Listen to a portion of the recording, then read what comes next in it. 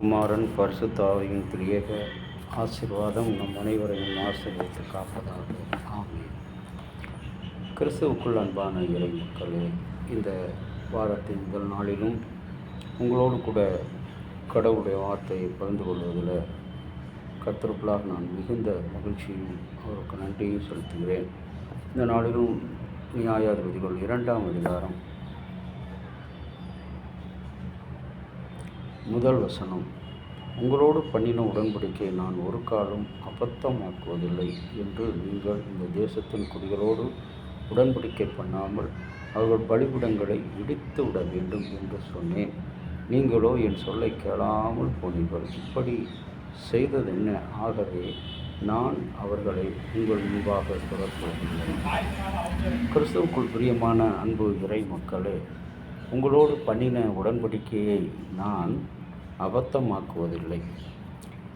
என்ன உடன்படிக்கையை கர்த்தர் பண்ணினார்? தன்னுடைய பிள்ளைகளோடு அவர்கள் தங்கள் பாவங்களிலிருந்து, பயங்களிலிருந்து, சாபங்களிலிருந்து விடுதலையாகி கர்த்தராகிய இயேசுவை தன்னுடைய சொந்த இரட்சகராக ஏற்றுக்கொண்டு கிறிஸ்தவ வாழ்வில் அடியெடுத்து வைக்கும்போது, நான் உன்னோடு இருக்கிறேன், நான் உன்னை விட்டு விலகுவதும் இல்லை, உன்னை கைவிடவும் இல்லை என்று என்னோடு என் தேவன் உடன்படிக்கை செய்தார். 1989 அந்த உடன்படிக்கை இந்நாள் வரை அவர் எனக்கு செவிசாய்த்து கொண்டிருக்கிறார். இங்கே கர்த்தருடைய தூதனானவன் கில்காலிலே எகிப்திலிருந்து வரச் செய்த உன் பிதாக்களுக்கு உடன்படிக்கை பண்ணின இஸ்ரவேல் மக்களோடு அவருடைய பிதாக்களுக்கு உடன்படிக்கை பண்ணின அந்த உடன்படிக்கை என்பதும் கூட கடவுளுடைய பார்வையில் ஒரு வல்லமையான செயல். புதிய ஏற்பாட்டு பகுதியிலே பார்க்கும்போது உடன்படிக்கை என்று சொல்லும்போது அது ஆண்டவருடைய அற்புதங்களை, அடையாளங்களை அதிகமாக வலியுறுத்தி சொல்லுகின்ற ஒரு காரியம். இங்கே ஆண்டவருக்குள்ளாக நீங்களும் நானும் வாழும் பொழுது அவருடைய உடன்படிக்கை நம்மளே அபத்தமாக்கப்படுகிறது. ஏனென்றால் உங்களுக்கு சொன்னதை செய்யும் அளவும் நான் உங்களை கைவிடுவேன் இது இல்லை என்று சொல்கிறார். இமைப்பொழுது உன்னை கைவிட்டேன், ஆனால் உருக்கமான இரக்கத்தினால் உன்னை இணைத்துக் கொள்வேன் என்று சொன்னார். இப்படியெல்லாம் சொன்ன ஆண்டவர் அவர்களை அனுப்பும்போது என்ன சொல்கிறார்? நீங்கள் சென்று அங்கே இந்த தேசத்தின் குடிகளோடு உடன்படிக்கை பண்ணாமல் சேரக்கூடாத மக்களோடு நீங்கள் சேர வேண்டாம், அவர்களோடு ஒரு பொருத்தனையும் பண்ண வேண்டாம், உறவு வைக்க வேண்டாம்.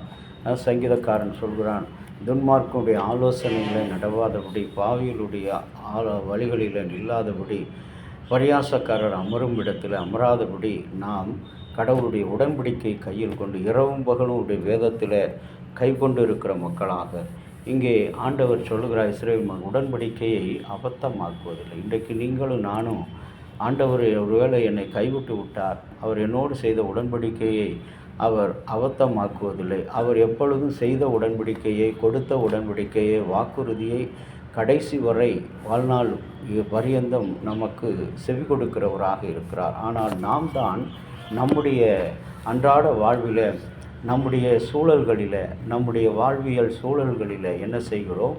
இந்த உடன்படிக்கையை அபத்தமாக்குகிறோம்.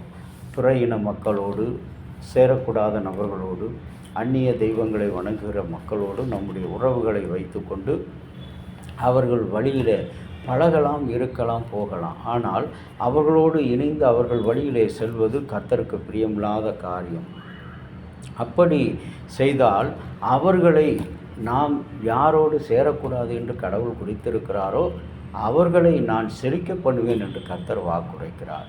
இன்றைக்கு நாம் அன்றாட வாழ்க்கையில், நம்முடைய வாழ்வியல் சூழலில் பார்க்கும் பொழுது துன்மார்க்கன் செழித்து வளருகிறான், நீதிமானோ நாளுக்கு நாள் தொய்ந்து போய் கொண்டிருக்கிறான், இழந்து போய் கொண்டிருக்கிறான். காரணம் என்ன? அவனுடைய விசுவாசத்தில், உடன்படிக்கையில் அவன் உறுதியாக இல்லை என்பதுதான் உண்மை.